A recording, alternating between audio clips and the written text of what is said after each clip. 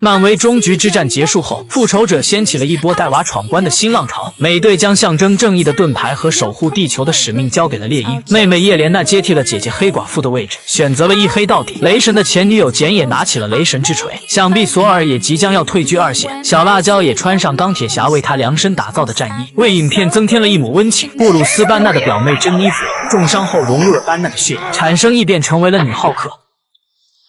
惊奇队长的头号粉丝卡马拉戴上神秘手镯，获得了超能力，成为惊奇少女。黑豹因无限手套能量反噬最终去世，她的妹妹苏瑞公主成为了新一任黑豹，带领瓦坎达人民继续前进。蚁人的女儿凯茜朗也接过了父亲的装备，成为了少年蚁人。而我们的鹰眼也不例外，因为自己丢失了浪人战衣，把崇拜他的凯特卷入了一场巨大的阴谋之中。很快运动服黑手党追到凯特，正面打不过，他们便玩硬的，眼看火势越来越大，鹰眼与凯特只能丢下浪人战衣逃命。将凯特安置好后，鹰眼再次回到了现场，他伪装成消防员进入公寓，却怎么也找不到曾经的战衣。难道在这段期间还有其他人来过吗？疑惑间，他偶然看到自媒体平台上有人在穿着他的战衣炫耀，结合作者之前的视频，发现对方是某个热爱 cosplay 的俱乐部成员。鹰眼长叹一口气，说好跟家人共度圣诞节的约定又要食言了。而凯特将他和鹰眼的组合名字都想好了，结果他被对方无情的撵回了家，只因鹰眼觉得这是自己该面对的纷争。通过俱乐部的活动信息，鹰眼来到公园的树林中，这里有很多人穿着不同时代的服装，同时他也看到了自己的战衣。可即便鹰眼是超级英雄，他们也不买账，想进入场地就必须要报名换服装。没办法，他也只能照做，被迫参加这场小孩都提不起精神的虚假厮杀。鹰眼直奔目标而去，即便心里已经开始骂娘，身体也要应付一下。很快鹰眼就调整好情绪，甚至还对这项运动健身好感。见到身穿浪人服的小伙，鹰眼马上表明来意。面对超级英雄的指责，小伙非但不害怕，反倒提出了无理的要求，哪怕是假的也要杀死鹰眼一起。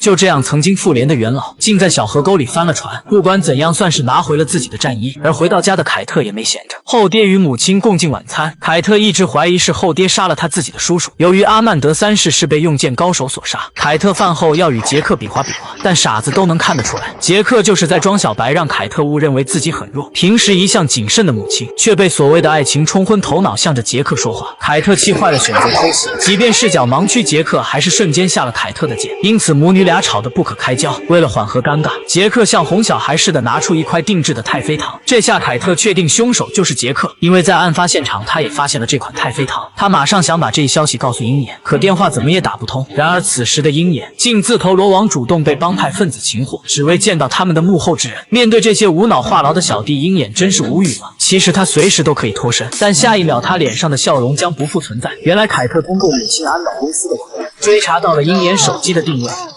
Oh wow, didn't realize you're supposed to bring guns. 眼下多了这个拖油瓶，鹰眼也不敢贸然行动。而这群傻小弟的带领者竟是新英雄回生，他天生听力障碍，还缺少一只右腿，为什么又死咬着浪人不放呢？难道是有深仇大恨吗？